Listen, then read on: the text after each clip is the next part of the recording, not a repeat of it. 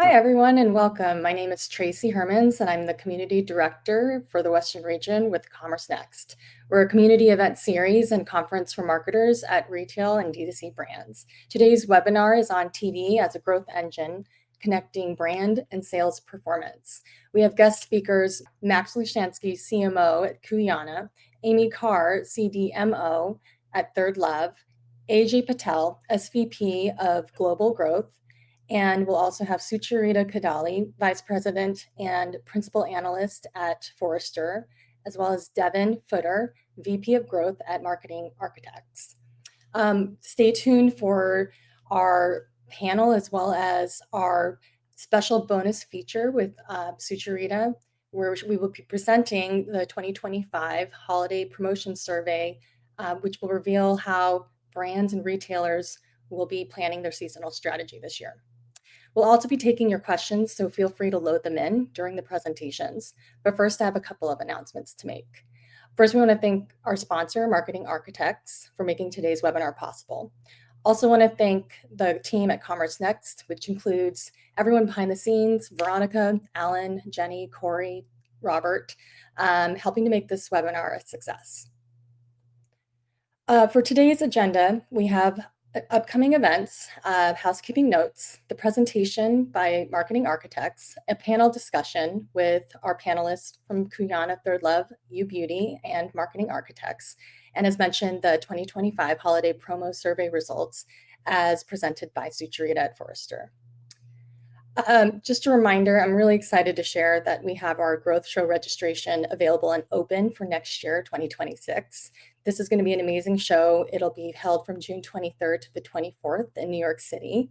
It's going to be plugged in with some amazing lineup speakers, amazing takeaways, as well as over 2,700 guests. You don't want to miss it.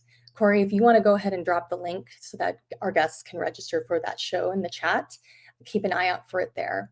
If you register early, you can unlock some of the special perks, including the Priority Pass, which includes some Uber credits, which will help with travel there and back, as well as some special speaker meet and greets, early access to brand giveaways, and a 2-for-1 ticket, and much more. Also, we've got our holiday party. It's that time of year again, so save the date for New York. It'll be in December 9th, as well as in LA, December 11th. It's a great time to connect with your peers and help a good cause to benefit St. Jude Children's Research Hospital. Corey, if you can also drop in the link as well, so you can apply to attend and be sure to sign up. Can't wait to see you there. As a reminder, if you've missed any of the past events, you can check out our YouTube channel. You can see we have tons of previous webinars, lots of insights that you can share. You can see it on the right side of the column, and we'll also make it available in the chat. A couple housekeeping notes. Don't worry again about missing anything. We are recording this webinar and we'll make it available tomorrow. I also want to take a minute to share how to use this platform so that you know the features and the functionality. In the upper right-hand corner, you'll see in big marker, we've got the 4 tabs. There's chat, Q&A, polls, and handouts. Please use the chat tab when you want to communicate with other attendees, if you want to shout out to speakers, and other panelists as well. You can also use the polls, but just as a caveat, we will not be actually using the polls today, so I'm going to skip this part. You will see the handouts tab. We do have some really neat handouts made available today, so check that out. It's full of useful information. And also one of our favorite tabs is the Q&A tab. We really encourage you to be an active part of the community, drop in your questions, and we will be happy to read them out to our guest panelists. And finally, worth noting, you can also upvote any audience questions. It's really helpful to prioritize any questions that we have so that we can make that elevated and seen. If you are watching the replay, you can find the item at the very bottom in the red box below, where you'll be able to see the handouts at the bottom of the player. Please also stay tuned for our next webinar. It will be held on Tuesday, November 18th at 10 a.m. PT, Pacific Standard Time, as well as 2 p.m. Eastern Standard Time. Actually, I believe it's 11 a.m. Pacific Standard Time. It'll be featured with Sunny Jing, the CEO of iBuy Direct, Anne-Marie Ippolita, the SVP of Digital Commerce, Consumer Marketing, and Global Analytics at Michael Kors, as well as Ahmed Arafian, the VP and co-founder at Max Aroma, Mike De La Cruz, the president, I advise, and our very own Jenny Marlowe, the head of content at Commerce Next. The topic's really interesting. It will be, do you still need a digital storefront if ChatGPT is going to do all the shopping? So Corey will go ahead and drop that link so you can register and you don't want to miss out on this. It's going to be really interesting. All right, so next up, I wanted to introduce Devin Footer, the VP of Growth at Marketing Architects. Rob, can you go ahead and cue his slides?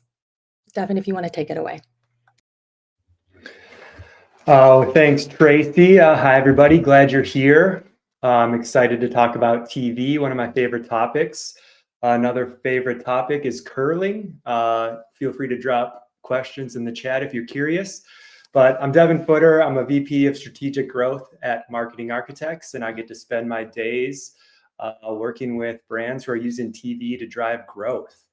So if you haven't heard of us, we are a full-service TV agency. We've been helping brands grow for nearly 3 decades. And in that time, we've launched and scaled campaigns that move the needle, driving both awareness and sales, topic of today. But what really sets us apart is we're obsessed with finding what works.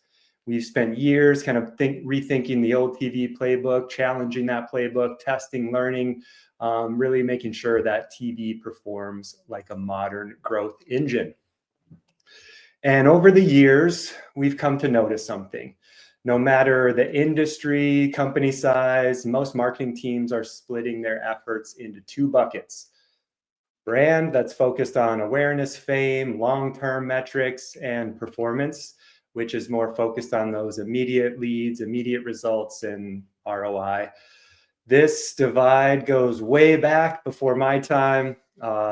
Think of big splashy TV spots for brand building, direct mail coupons for measurable sales. One gets to spend all the money, have all the fun. The other drives the sales and is accountable to the CFO. For decades, I think we're all kind of told that you had to choose one or the other, brand or performance. But for us, that either or thinking doesn't work. Les Binet, Peter Field, 2 well-respected names in marketing effectiveness, prove that kind of going in on sales or all in on brand really isn't the answer. The most successful brands do both. There's this balance. There's 60-40 rule, 60% of budget on brand building, 40% on activation. And that's important because each of those things play a different role. Brand builds demand, activation harvests that demand. And when you ignore one side, you end up with a brand that doesn't sell or sales spikes that don't last. We have research from WARC that shows what happens when brands lean too far into short-term performance, which is essentially that results start to decline over time. They did some work with analytic partners and found that over-investing in performance channels can cut ROI by 20 to 50%. So without brand support, you start hitting that same audience again and again. You're getting smaller returns each time. But the reverse is also true. So this balanced approach can act like a multiplier. Shifting to a well-balanced mix of brand and activation investment can increase ad-driven revenue by 25 to 100%. So brand makes performance work harder. Performance amplifies the brand. It's a beautiful, beautiful partnership. All right, but let's talk about TV. That's probably why you're here. You've probably heard it called the #1 brand building channel sometime in your life. Even with audiences fragmenting and TV becoming more fragmented, it still reaches a large, diverse group of people. And I think what gets often overlooked is TV's not solely for brand building. It can drive results throughout the entire funnel. Awareness, consideration, purchase. TV has that ability to move people every step of the way. And TV still has plenty of gas in the tank, despite what you may have heard. But most online video ads lose people in under 3 seconds, where the average TV spot can hold attention for more than 15 seconds. That's long enough for your story to stick, your brand to be remembered, all those things you need a consumer to remember in order to act.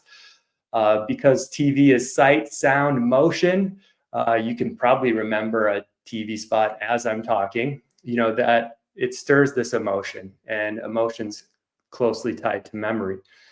We also know, according to Comcast and media science, that viewers tend to remember twice as many TV ads as mobile ads. But what's awesome is when a consumer sees both TV and a mobile ad, their brand recall more than doubles. Amazing. Lastly, TV is a well-trusted medium, just like out-of-home radio, some of those more old school methods. It's still very credible. And with all that, you have this medium built to build momentum and move people. And that momentum, like we said, doesn't just build brands, it drives action. It's not just about awareness. TV is one of those strongest direct response channels. That's been true since the days of 1-800 numbers all over the place, but it's even more true today. I think of how I watch TV, and unfortunately, it is with a cell phone in my hand all the time. And because of that, what do? You see an ad that inspires you, you grab your phone, you Google the brand, you might even buy it now. And that's happening across the board constantly. Nielsen ranks TV as a top driver of short-term sales, often ranked one or two across all paid media. And WARC, another insight from them, finds that TV drives larger sales impact than YouTube or Facebook video alone. So TV doesn't just move hearts, it can move sales as well. TV's impact doesn't just stop there, though. According to ThinkBox, TV's not just driving that immediate response, it also makes other channels work harder.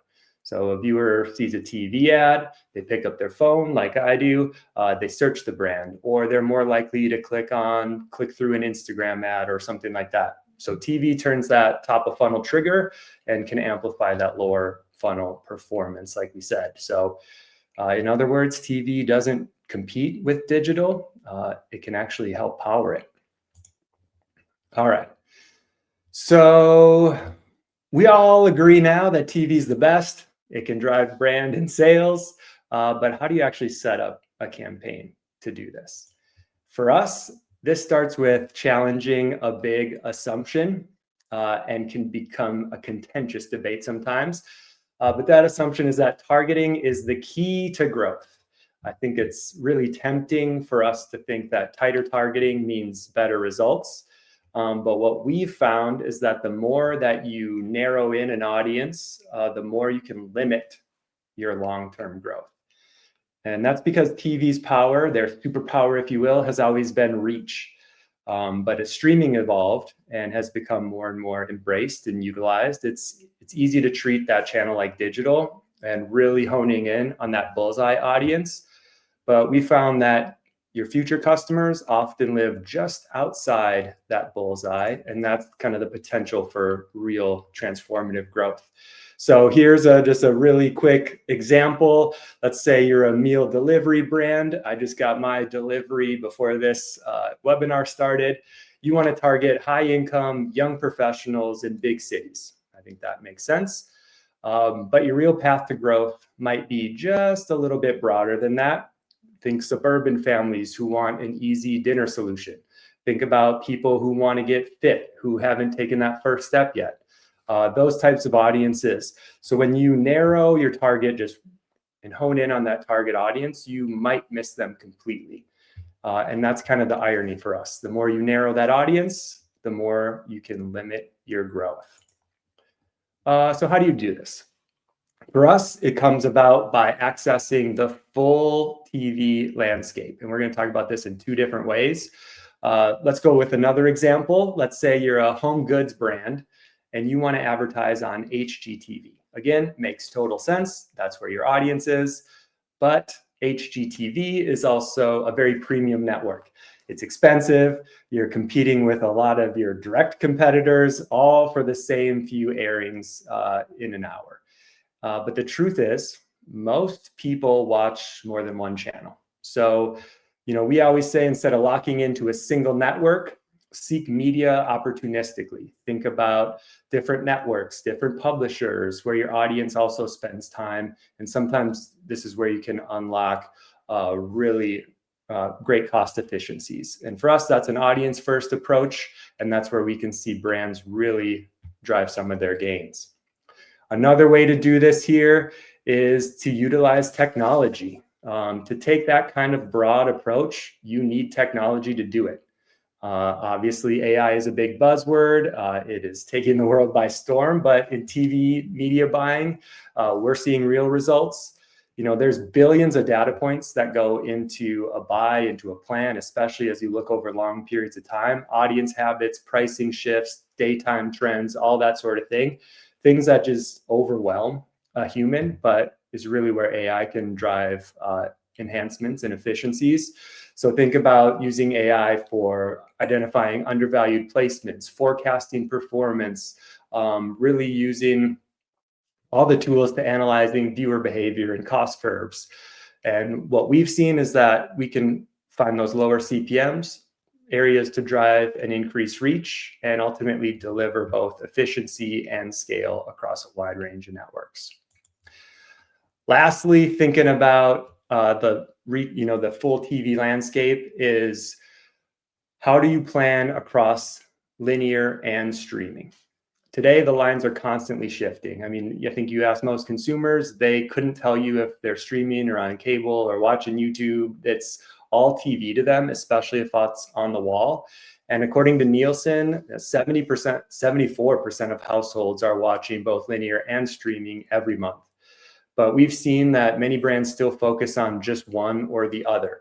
Maybe streaming because it's new, or linear because it's familiar and something that we've done in our old role. And even when both of them are in play, they can sometimes be managed separately, different teams, different goals. And there's some fragmentation there that can honestly leave some opportunity on the table. So when you're planning and measuring, you want to use both formats and try to get the best out of both. Linear, mass reach, great scale; streaming, extra precision targeting. And of course, I'd be remiss if we didn't talk about creative, because even the best media plan using all the best tactics can fall flat without a strong creative. So when we think of creative commercials that drive sales, I think most of us are picturing the old infomercials. I still can imagine Slap Chop in my brain, unfortunately. And when we think about brand building ads, I'm sure you think of Just Do It, Priceless, those really emotional, story-driven campaigns that are designed to make you feel something. But for us, you don't have to pick a side. We encourage brands to use the same spot to do both brand building and drive response, because it's absolutely possible to create a story-driven, beautiful ad that still drives response, still moves people to take an action. And we found when you do that, you see better results across the board, because again, brand and sales don't compete, they amplify each other. We're getting close to the end, I promise. Finally, we got creative checked off, we got a smart media plan, but how do we prove that this works? And for us, that means thinking differently about measurement. We did a survey with over 300 marketers.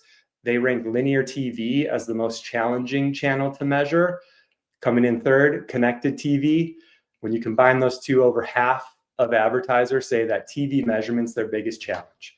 So for us, we think it's really critical to start each campaign with a clear measurement plan, buy-in across the organization, one that's looking at both short-term and long-term metrics. And for us, we rely, I'm a little behind here, I apologize. For us, we rely on a mix of models, multiple metrics for every campaign we launch. For micro attribution that tracks immediate response, to brand studies that are measuring awareness or familiarity change over time, to econometric modeling that's going to show TV's impact on revenue across channels over time. And for us, those tools start to paint this full picture, the signals of what's working today, what might work in the future, and how TV's building that momentum for what comes next. So takeaways, wrapping it all up. how are we building TV campaigns that drive both brand and performance? One, utilize technology to access that full TV landscape. Invest in both linear and streaming to reach your audience wherever they're watching. Make sure your creative does both. And that means building your brand and driving response. And finally, measure what matters. We use multiple models to see that full picture, tease out the signals of TV's impact. And we think that's extremely important. At the end of the day, TV is evolving, has evolved, but its superpower hasn't changed. It still reaches people at scale, it builds trust, and inspires action. When you combine smart strategy, emotional storytelling, clear measurement, you're not just running ads, running spots, you're building momentum that drives both brand and sales. And when brand and performance work together, that's when TV becomes your growth engine. So I want to thank you for listening to me talk to you for about hopefully 15 minutes, Tracy. If this sparks some ideas, some thoughts, we partnered with WARC on a research report that dives deeper into this evidence. You can scan your code. I'm sure we'll give this out to people, but that wraps up my section.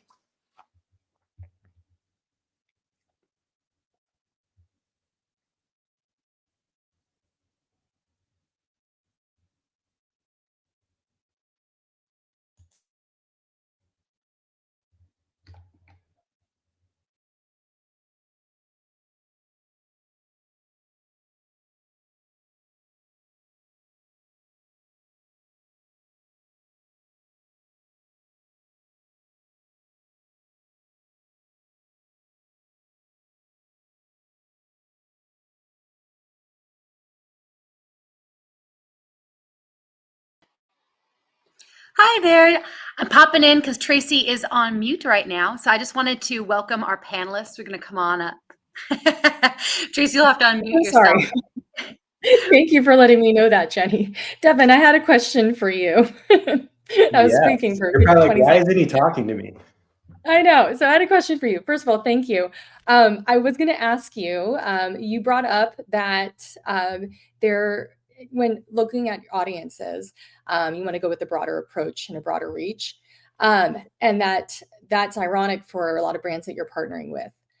Has TV been really helpful for those brands and uncovering new audiences? And has that been sort of a surprise element when partnering with them?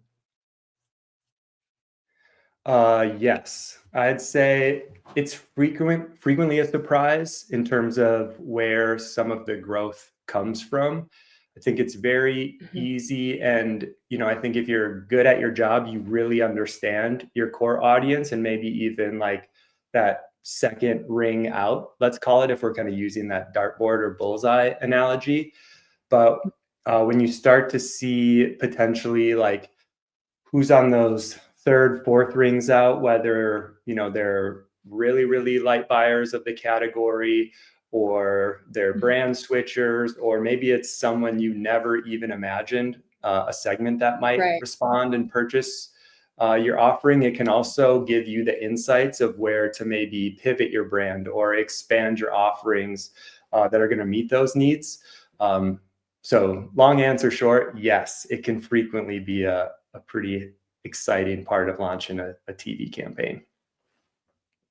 Great. Yeah. And, I think that this is such a timely discussion, given that we're teeing up into Super Bowl in the next, 2 months. And I think that that's where we see hopefully the perfect fusion of brand storytelling, as well as the emotional response and getting an idea of when those investments realize. So I know personally for me, I love watching the commercials during the Super Bowl just because, there's so much, but not just potential, but it's so much fun watching. So I imagine that's a busy season for you guys as well. Indeed. I mean, it's the NFL Super Bowl. It's the marketer Super Bowl. It's become such a fun event. And obviously all the like pre-released ads leading up to the Super Bowl as well. The other part that's before we get to the Super Bowl next year is this holiday period. And that's a place too where reach and expanding that audience can potentially be really helpful, is reaching the gift givers. Like, I'm not necessarily going to be the target audience of a brand for 8 months out of the year, but in this time, I certainly am expanding what I'm paying attention to. And I'm sure my wife hopes I'm paying more attention as well. Yes. Well, thank you so much again for your time. We're going to go ahead and just call out that we will be selecting a lucky audience question to provide or to give away a $100 prize gift card giveaway, courtesy of Amy Carr, CDMO at Third Love. And so thank you again, Amy, for this amazing giveaway prize. Alan's going to go ahead and randomly select an audience question at random. So feel free to, when we encourage you to ask questions, especially during the panel discussion. I'm going to go ahead and introduce the panelist members. So Rob, if you can go ahead and bring everybody back into the room. So first, we've got Max Lashansky at Kuyana. Max, if you want to go ahead and introduce yourself. Sure. Hey, everyone. Thanks for having me here. My name is Max Lashansky. I'm the CMO at Kuyana. We are a women's leather goods and accessories brand, primarily direct-to-consumer. Great. And next up, Amy, why don't you go ahead and introduce yourself as well? I know actually your voice is a bit raw, so you can keep it brief. Introduce myself. Yeah, no, I'm Amy Carr. I'm the Chief Marketing Digital Officer. So I kind of play two roles, overseeing performance, CRM, and brand marketing on the marketing side, and then e-commerce, tech, and data on the other side. Awesome. Thanks, Amy. And AJ, can you go ahead and take it away? Sure. I'm AJ Patel. I work for the luxury brand U Beauty as the SVP of Global Growth. So responsible for really the digital side of the business. That includes Amazon and our pure DTC website. Okay. And then back at you, Devin, which we just heard from. Thank you so much for making it out today. I want to go ahead and just, talk about some of the elements that Devin, you had mentioned in your presentation, and take a step back as well and just ask the panelists, what is the role that TV plays in your overall marketing mix today, just to provide some context. It could vary. I know that there's also different aspects of where you guys are approaching TV. When we talked about it in our pre-setup call, we were talking about, what is the right time and the point at which a brand is ready to make an investment with TV. I think, Max, you had a couple of comments that you had shared from your time at Outerknown prior to when you were at Kuyana, if you want to share that. Yeah, definitely. So TV, of course, primarily is a new customer acquisition channel. So they're obviously for TVs for brands that are looking to aggressively grow through new customer growth as opposed to retention. And specifically with an out-of-market buyer. So an out-of-market buyer is basically someone that is in your target audience, but they are not looking to make a purchase today. They will be looking to buy in the next 30, 60, 90 days, but not necessarily today. And so TV is a great tool at the top of funnel to get that customer to add you to their consideration set, so that when the day comes in the next couple months, you will be one of the brands that they're thinking about. So really at the top of funnel, it then fuels your middle and lower funnel metrics. And then lastly, I guess, in terms of size, I think that once a brand has seen success on digital paid channels, so specifically paid social and paid non-brand search, once they feel like they have maximized their growth on those channels and they've sort of plateaued, I think TV is a good next growth lever to add to the mix.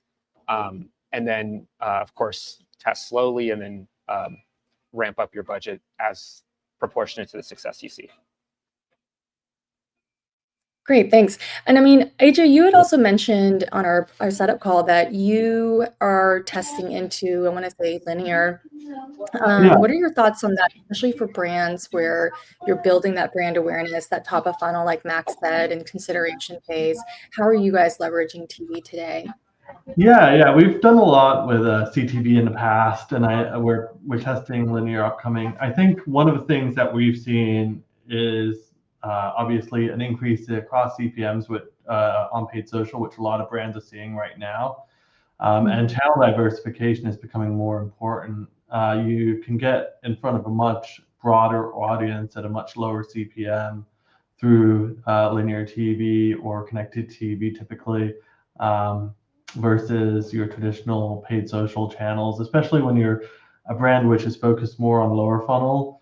As Max explained earlier, it's really a great opportunity to build out that top and mid funnel audience, which you can then retarget and remarket to, utilizing the lower funnel tactics and being much more effective from a CAC and CPA perspective.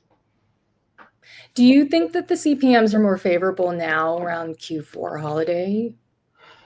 I think it depends on what type of TV you're buying. There's obviously remnant TV, which is a much more cost-effective way of buying media from a linear perspective, versus your more traditional ad buys. So CPMs do definitely go up. It's all based upon supply and demand for the most part.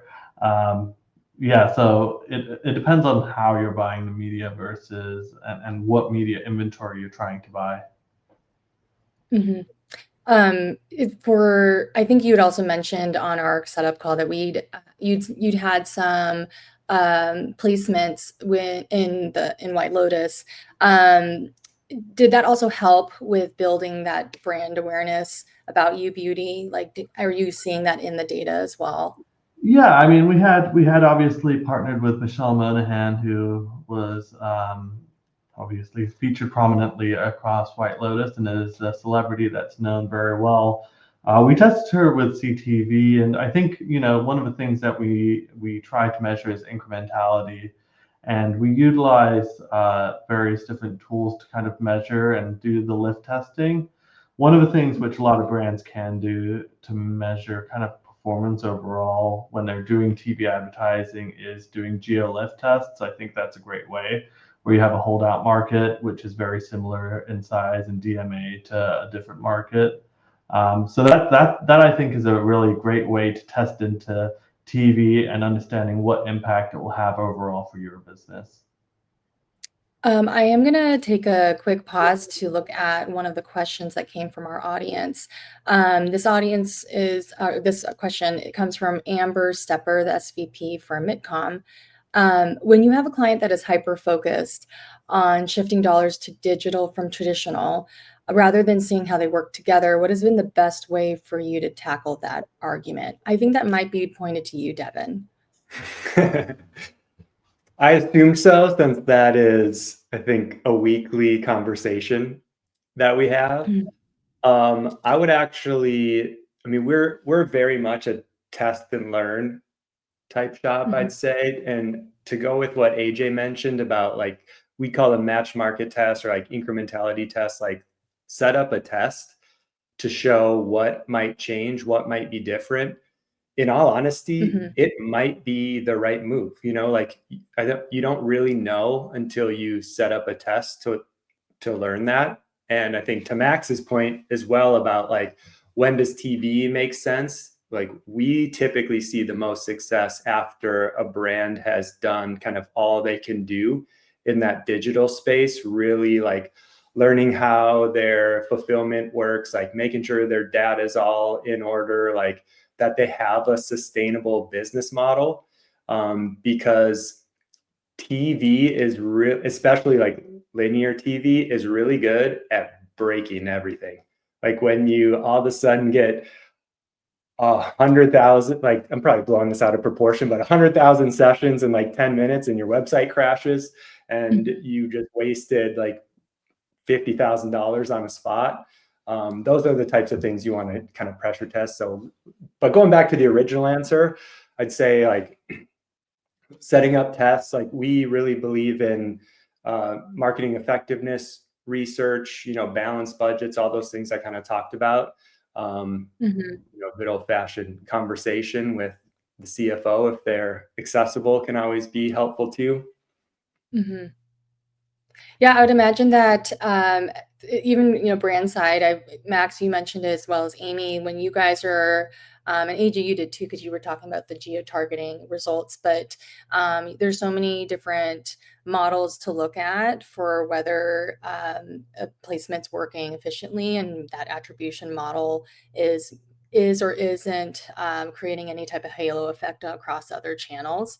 And I think that that's also a really good segue for our question about how, Devin, you're helping clients really help to see TV as part of a connected ecosystem, as opposed to a sort of a standalone investment. You'd mentioned also in your presentation that, it works best when not just one type of like whether it's linear, whether it's connected TV, that ideally they work when running together. How do you have those? I would imagine you have those discussions with your clients ahead of time. You can share the data to say, the data works best over a certain set period of time, and with the level setting those expectations. And expectations are huge in terms of understanding what a client needs. Like, we have clients that certainly appreciate the power of the brand building capabilities of TV, but like, if it's not driving sales in a X amount of time, like, it's not going to work for them.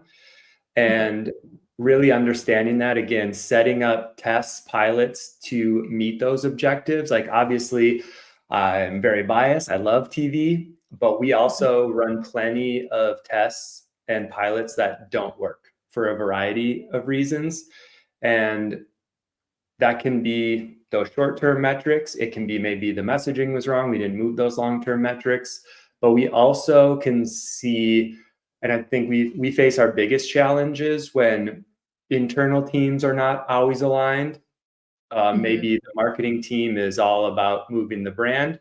The CFO is like, that's really cool, we need to show return over a period of time. I think, again, I go back to what AJ said, because I think that was a great point about setting up those incrementality tests.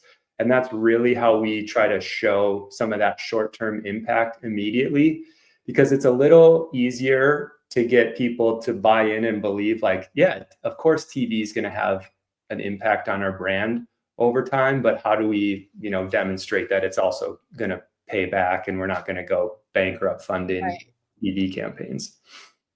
Right. And Max, you also brought up, the best practices, and when a brand is ready, if they have seen efficiency, whether efficiencies across other types of advertising has been less efficient or stale.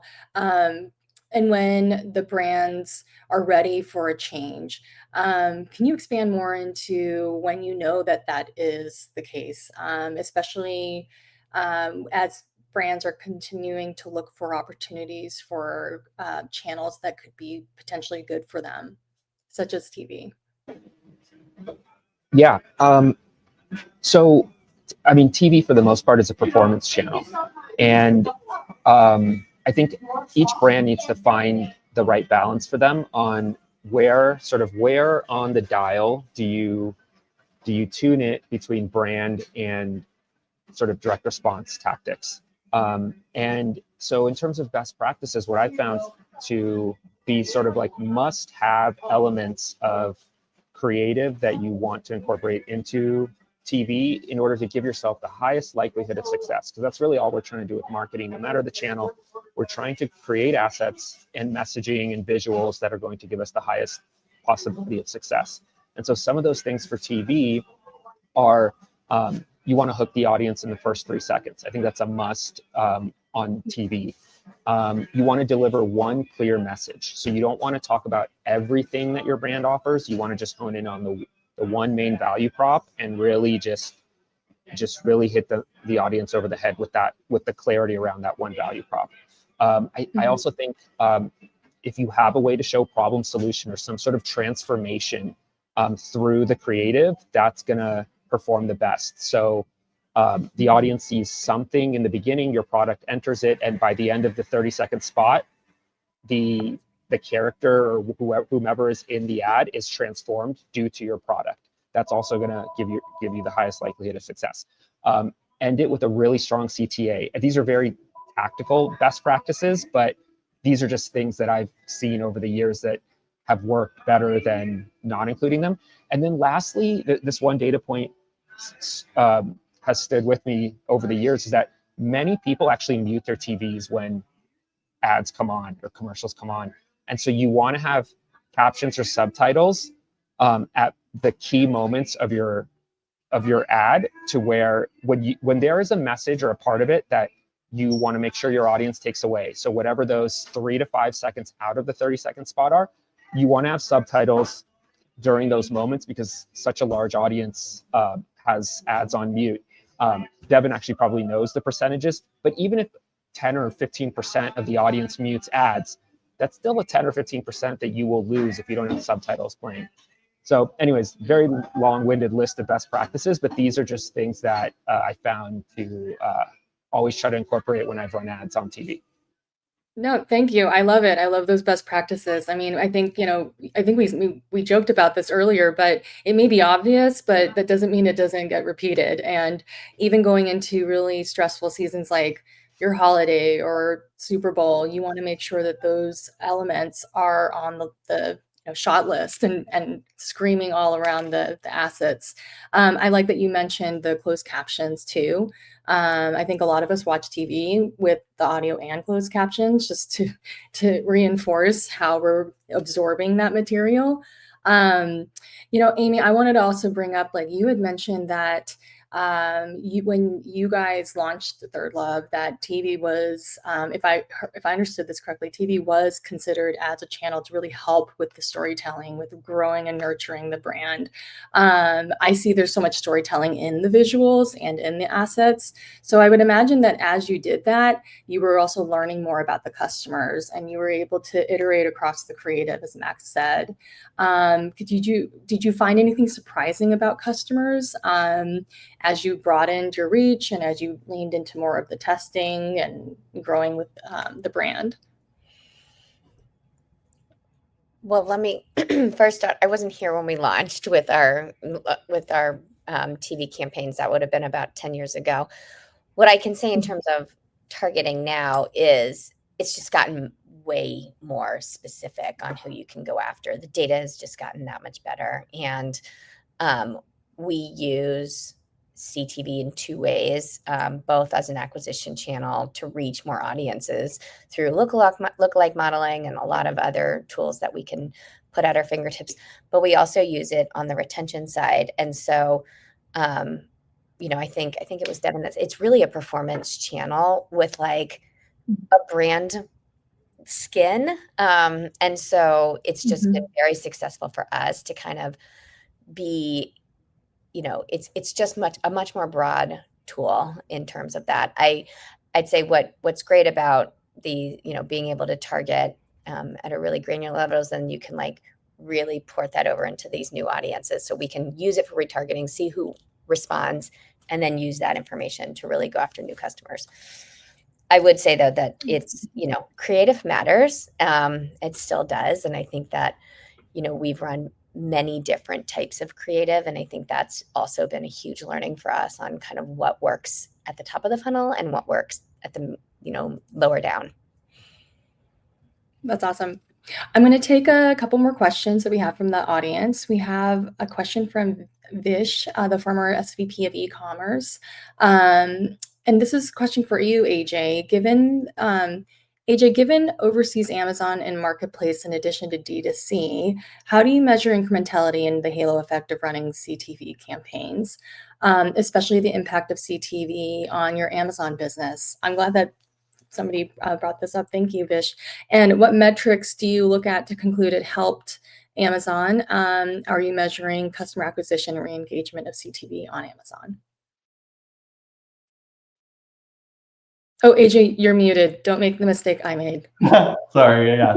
That is a great question. I think measurement from an omni perspective is very challenging.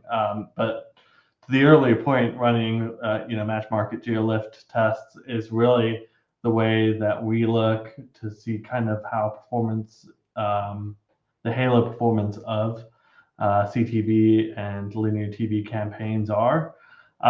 There's also kind of the train of thought of looking at specific product performance too.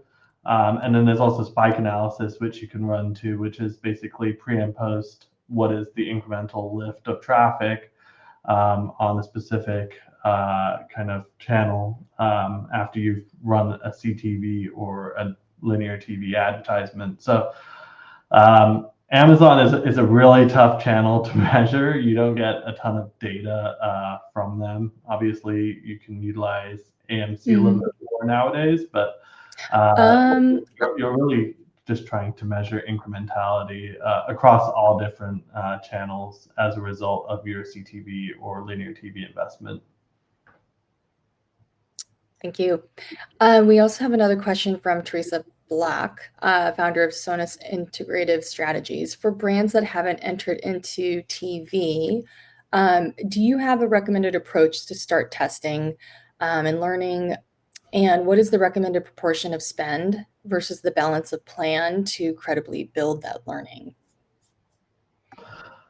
Yeah, I think one of the challenges that a lot of marketers are encountering now, there's a lot less levers that you can kind of pull through digital advertising. And so the way that we think about TV is you formalize a hypothesis. So what do you foresee the expected results of a TV campaign to generate?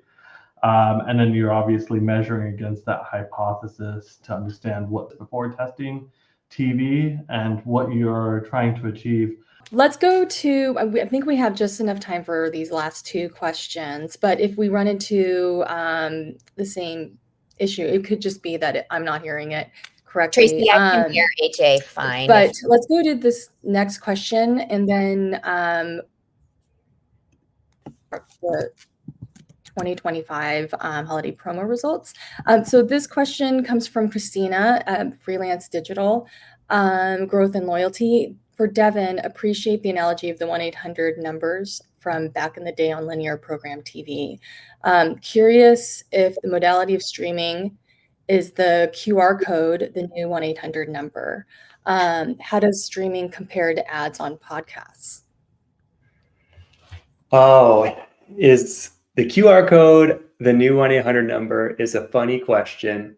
I would say it is not, but mainly because the 1-800 number a while ago was like the only way, I think, for a lot of brands to measure results, where now there's so many more opportunities to use, like AJ mentioned, spike analysis, ACR, like there's a lot of technology that exists to understand what does a consumer do after they're served an ad, whether it's linear or streaming.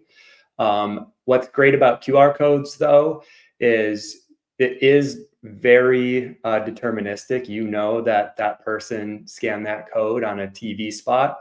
You can, depending on how sophisticated you are, have different QR codes for different media intersections, channels. You can drop them in different places in the funnel. You can customize landing. You can do so much with that tool, to where that's kind of a long-winded answer saying why it's a little bit different from the 1-800 number. The streaming to podcast comparison, I will admit I'm probably not the best person to answer this question, just in terms of, we're essentially a TV agency. So I'm going to ask for a little assistance from one of my compatriots on how they think about podcasts and streaming. Does anybody want to take that question? I mean, we do both. We do both podcast and CTV. I haven't necessarily seen a link in terms of the data and our measurement tools, but I do think they're both important. I'm a huge believer in podcasts also, but I think they, it's about the audience. It's about the message more than anything else. I would say, I think one of the questions that came up was, how do you get started? And I would say starting small. I don't know if AJ and Max would agree with me, but like, don't commit to any big budgets. I think you start small, you learn, you iterate, you see what impact it has on your other channels, because it does. None of these channels operate in silos, and you scale from there. And I think one of the biggest mistakes you can make is like waiting till the creative is perfect. And while it's super important, once you're at 80%, you should just go. Great. I love that. Okay, our last question comes from Michael, Director of E-commerce at Millie Park. What TV advertising platforms have the best CACs? I think that's so personal across businesses, but it's a great question. Does anybody want to take this one? What TV advertising platforms have the best CACs? I think it really depends on the business. It's not going to be a one size fits all kind of question. CTV is obviously much more targeted versus linear TV. So if you're trying to generate just pure brand awareness, linear is definitely probably a better strategy to employ. But if you're looking more so from a performance perspective, investment in CTV would probably be the initial place to look into. Great. Well, thank you guys for your time. I really appreciate it. Thank you, Devin, AJ, Amy, and Max. We are going to go ahead and select an audience to win the 1-800 or the $100 gift prize from Third Love. Thank you again, Amy. So thanks again, everyone. I really appreciate your time. Ellen, can you go ahead and randomly select a prize or an audience question for the prize, and then we will go ahead and ship the $100 gift card and make the announcement during the webinar. So thanks again, everyone. While we're making those selects or the selection, I'm going to go ahead and introduce Sucharita for the 2025 holiday promo results. Sucharita. Oh, I think you're also mute. Sorry. Thank you. Okay, so hello, everyone. And I know that we have limited time, so I want to keep everybody on schedule. So I will talk quickly. For anybody who doesn't know me, I am Sucharita Kodali. I'm an analyst in covering retail and e-commerce at Forrester. And I'm going to just give you a little bit of what we're seeing going into the holiday season and share some results from a survey that some of you participated in recently that Commerce Next had executed. So first, this is probably something that you are seeing, you're hearing a ton about, which is that consumer sentiment is at record lows. It is the lowest it has been, even kind of over decades. It is at the depths that it was during the pandemic. And this is unusual because the economy otherwise is doing pretty well. The stock market's at an all-time high. Wages are quite high. Unemployment is very low. So this is a little bit of a curious conundrum that I think all of you are dealing with. Now, what does this mean for the holiday season? Because there is a big difference these days between what consumers are saying they are feeling and what they're actually doing from a spend standpoint. So this is a number of different organizations, including mine, at Forrester, where we have holiday forecasts. And you can see here that almost everybody is expecting the numbers to be up, certainly a bit higher in e-commerce versus in physical retail stores, but almost everybody is projecting overall retail to go up. The only organization that's projecting a little bit of softness is PwC, and that is in average overall spend. So I think that, kind of when you look at averaging all of these numbers overall, the estimates are that the numbers in retail will continue to go up. And even when you look at the trending to date, that too has been positive from a year-over-year standpoint. The one issue, which of course is a concern, is inflation. And when you take inflation out, kind of some of those growth numbers are a little bit softer, but even so, we are still looking at record high levels of spend versus even 5 years ago. So what we did was we conducted a merchant survey. And we didn't get a huge response set, but I'm not terribly worried about that. And if anybody wants to talk to me about what the, kind of what the implications for a smaller response set may be, I'm happy to discuss that later. But this was essentially a few dozen respondents from the Commerce Next ecosystem. And this really, really came out of a few questions that we received over the last few weeks with specific respect to promotional strategies. So this is essentially, I think, the key sentiment here, which is that there's a sense that promo is critical, but the economic uncertainty in the environment may actually lead promos to be even more important. At least that was one working hypothesis. Now, weighing on those merchants are a number of actually just more micro issues that are related to their own businesses, their own margin constraints, their own concerns about how their shoppers are feeling. And one of the questions in the research that we did try to dig into is, well, what was the role of tariffs? And as you can see on this slide, tariffs is like number 6 in the issue that is on the minds, at least of the people who responded. I think that tariffs tend to be more on the minds of CEOs, probably less so of digital marketing executives who are tasked with growing their e-commerce businesses. So the other thing, just a side note on this data, because the sample set was relatively small, I actually just showed the number of respondents. That's typically Forrester's best practice when you have a smaller respondent size, just to show the actual number versus converting that into percents in general.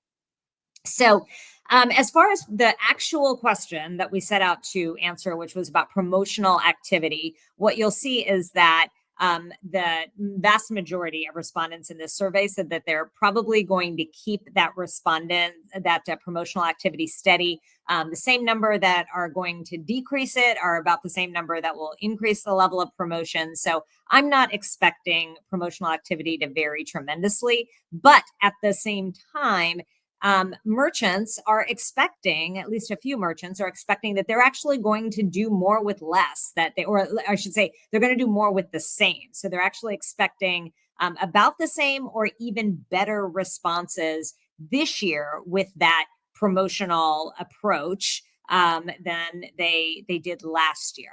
Now, what are some of the ways that you could possibly even achieve the same or more with kind of having a promotional approach that's essentially flat? Now, a number of merchants did share what they're planning on doing from a promotional strategy that was actually promotional, things like discounts on a greater number of products, or breadth of discounts, or the amount of time that the discounts are available. But the second thing I thought on this chart, which was interesting, is a lot of people are talking about personalization. Not new. I know this is something we've talked about for decades, but it is still something that we're going to see, kind of be a significant lever in that how to do more with less promotional strategy that these companies are talking about. And what they're specifically referring to is less promotional frequency, more targeted to affinity customers, with a net hoping that it yields with a net higher conversion rate during a targeted promotional set of actions. So I know I only have a minute left. Just stay with me, because I'm going to go through these next couple of slides pretty quickly. Now, the issue of personalization is this conundrum and this challenge of personalization versus privacy, because on the one hand, retailers like this idea of personalization. They have for decades now.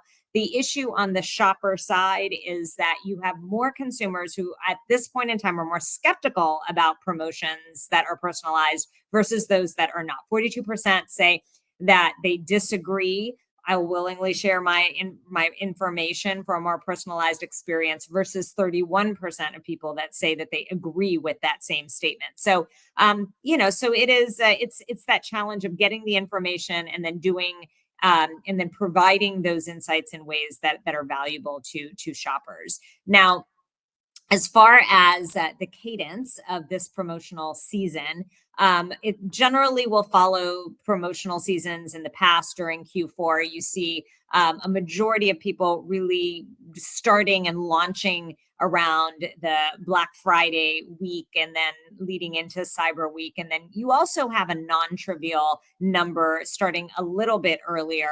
And then you also have 5 of the respondents saying that they're spreading those promotions evenly across the entire season.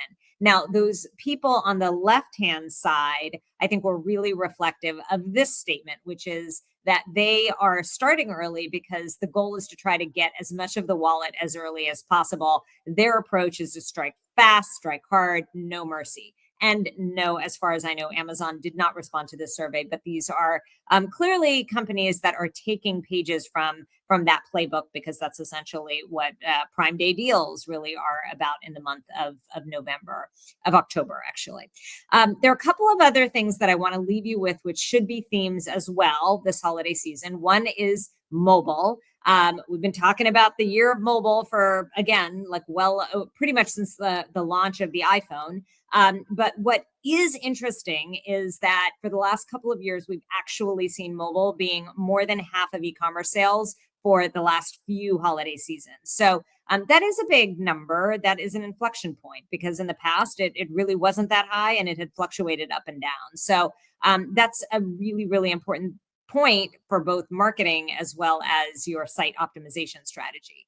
The other piece is how search could potentially change. Everybody spends a ton of money on Google paid ads now, but what we're also seeing is more people using 2 types of things to find and discover shopping products. One are the LLMs, and 2 are the social media sites, not just TikTok. Instagram, you'll see, is actually higher here in consumer responses. And that leads to this idea of AEO, not American Eagle Outfitters. It is answer engine optimization, which is really probably going to be the phrase of 2026 that we'll see and hear a lot about. So that brings me to the end. Sorry this was so fast. Email me if you have any questions. First initial, last name at Forrester.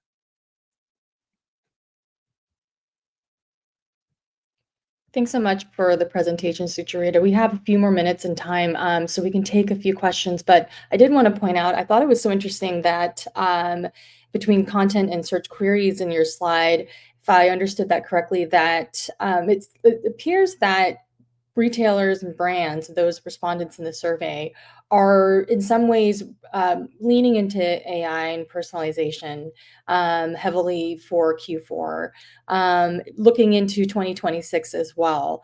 Was there anything that stood out to you in that last slide that you had where the LLMs are making that appearance in search optimization? Does that surprise you, or is that potentially a glance into 2026 as well, and what brands might be doing to sort of ready the ship?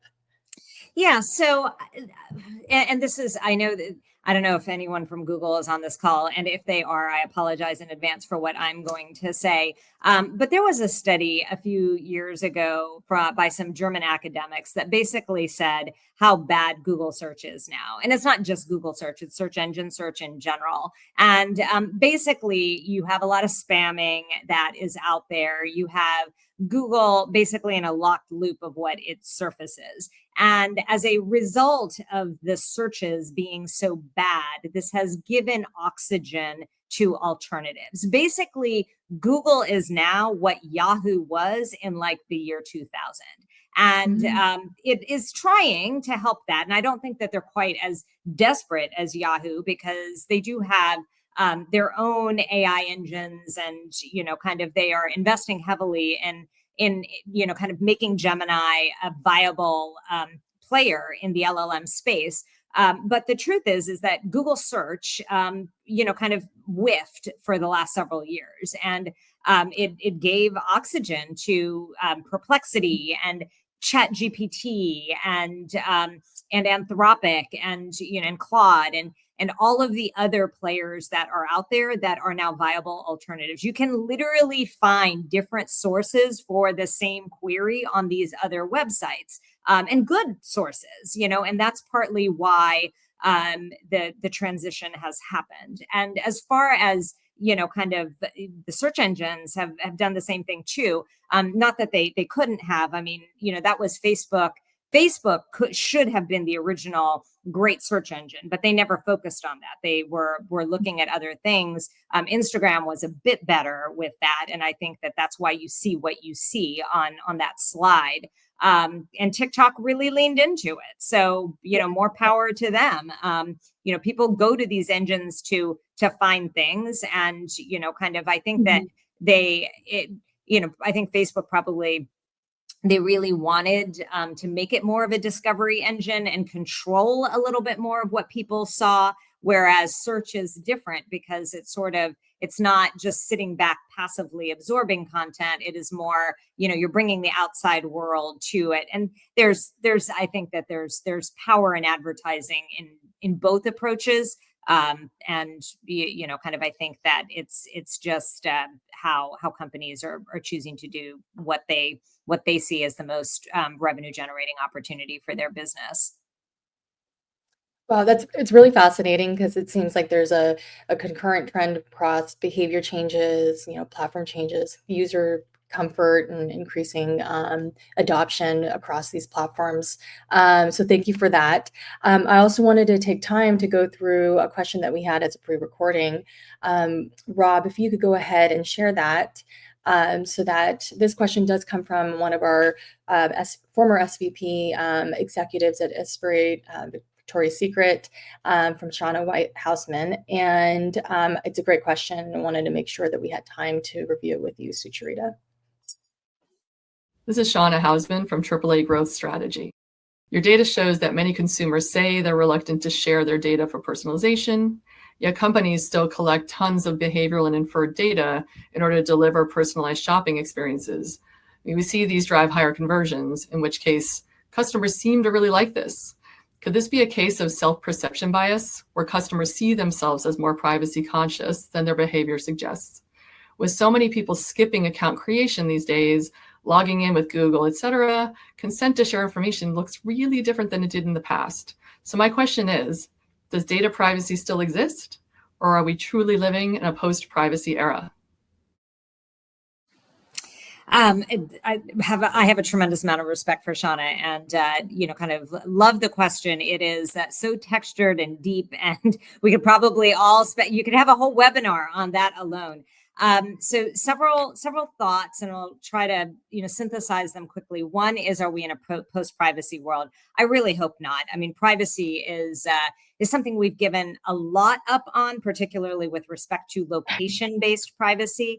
But there are still things that we can and should hold on to as a society. So there is, and as individuals, kind of, I really hope that we all don't have like Neuralink chips embedded in our brains, because that would truly be the end. So there is that. But I kind of going to very specifically to this question about personalization and this challenge that marketers have with people who say they don't want to share too much information, but the fact that personalization can be really effective.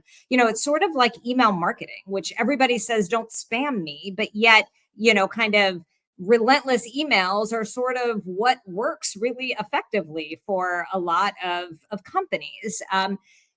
So there is always that cognitive dissonance between what people say and how they actually behave. And for any marketer, the big challenges are really that creep line, right? Literally the line of creep, where kind of when you start to do the things that seem like you are violating, kind of the standards of what should be private information or personal information, or you are abusing information in a way that may, kind of defraud a shopper or lead them to, kind of dark patterns. Those are the places where kind of you have to be the most careful. And the challenge is that there are so many bad actors out there that the bad actors sort of spoil it for everybody else. but kind of I think that there's a fairly large movement behind this. Kind of the next era of success in marketing is really going to be built around trust, and kind of how do you ensure that both your existing customers and prospects can trust you.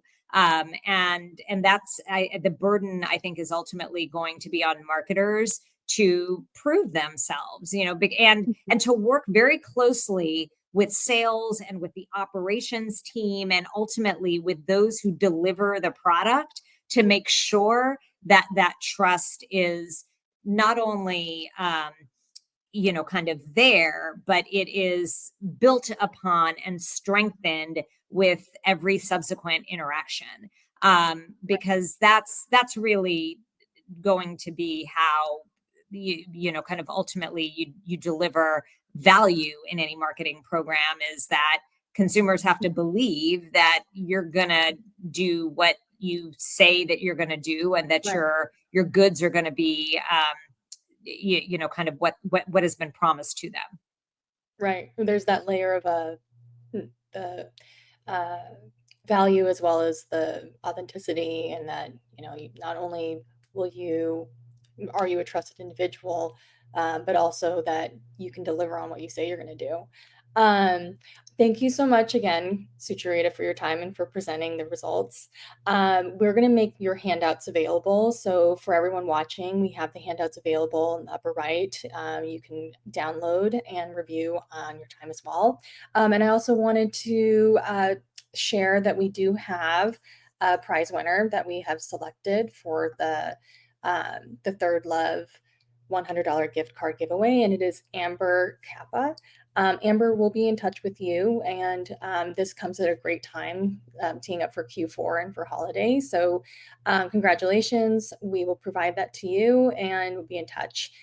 Thank you to everyone. Thank you, Marketing Architects, and for our retail panelist guests for making it on the show today. And hope you guys have a great rest of your afternoon. And don't forget to check us out on YouTube for a copy of the recording. Thanks again. Bye.